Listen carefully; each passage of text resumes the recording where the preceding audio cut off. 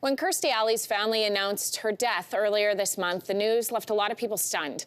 Alley had recently discovered she had colon cancer.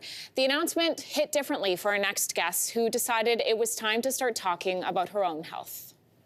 This really hit home for me because I too have colorectal cancer, and mine was discovered fairly late as well. They call it the silent killer, and for good reason. As Kirstie found out, it can grow inside you with you not even knowing. In fact, that is a familiar face to our Alberta viewers and a familiar face and a friend to me. CTV News Calgary senior anchor Jocelyn Laidlaw is joining us this morning to share her story. Jocelyn, it's good to see you. Oh, Kelsey, my beautiful friend, I'm so happy to see you. I'm sorry it isn't under different circumstances, but thank you for having me. Well, thank you for talking about this so publicly. I know you're in the middle of treatment with radiation. How are you feeling today? You know, today is a really good day. In fact, I've had a couple of really good days. I've left chemo behind for now. It'll start up again on Boxing Day. But yeah, I'm feeling pretty good, actually. Any day without nausea when you're in cancer treatment is a good day. Joss, let's go back to November. At the beginning of the month, you posted to Instagram you'd been recently diagnosed with cancer. And then a month later, you got specific and shared it was metastatic colorectal cancer. What made you jump into the specifics? Well, I never thought I would share that detail. It's a down there cancer that a lot of people don't like to talk about, and I include myself in that group. It felt embarrassing and very private. But when Kirstie Alley passed away and her family revealed that she just found out she had cancer, I was horrified. I was stunned. You add Chadwick Boseman to the list, Farrah Fawcett, well-known people who have been caught by this cancer. I just knew that speaking out could help someone. If one person could hear what I went through, they might identify with the symptoms or ignoring the symptoms or no symptoms at all, and they might take it upon themselves to get checked. And that's my real goal here, is for other people to avoid going through what I'm going through. This is a type of cancer. It doesn't show a lot of symptoms until it's advanced, which is why screening becomes so important and talking about it becomes so important. Recognizing, of course, everybody has different symptoms. Jocelyn, can you share some of the things you were going through? Yeah, two things happened to me.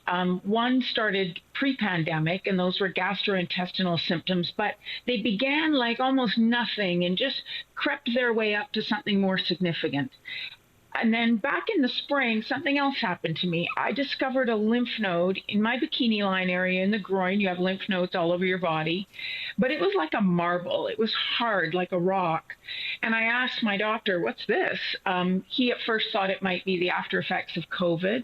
We did some ultrasounds. I had blood work, and none of those tests raised a red flag. They all said I could just monitor that lymph node. Meanwhile, the gastrointestinal symptoms were getting worse through the course of the summer. I said I didn't feel right about that lymph node. I wanted it out, and I insisted that it be surgically removed. And boy, am I glad I did. 4 days later, they called to tell me it was full of cancer, and that, Kelsey, it was not lymphatic cancer. It wasn't coming from the lymph nodes. It was coming from someplace else, and we had to frantically, over the course of a few days, find the source, and that was colorectal cancer. Jocelyn, what has been the response since you shared your story?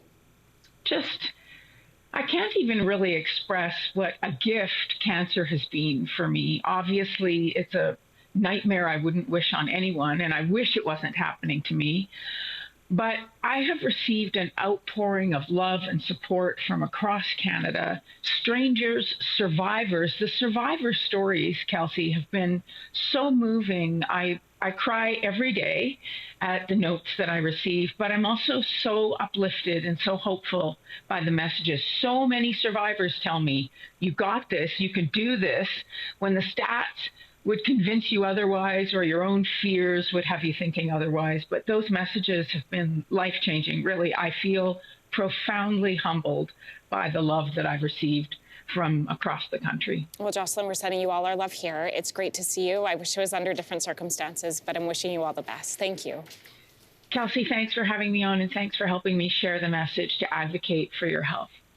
Hey, thanks for watching. If you liked this, be sure to subscribe here, or you can check out more Your Morning videos right here.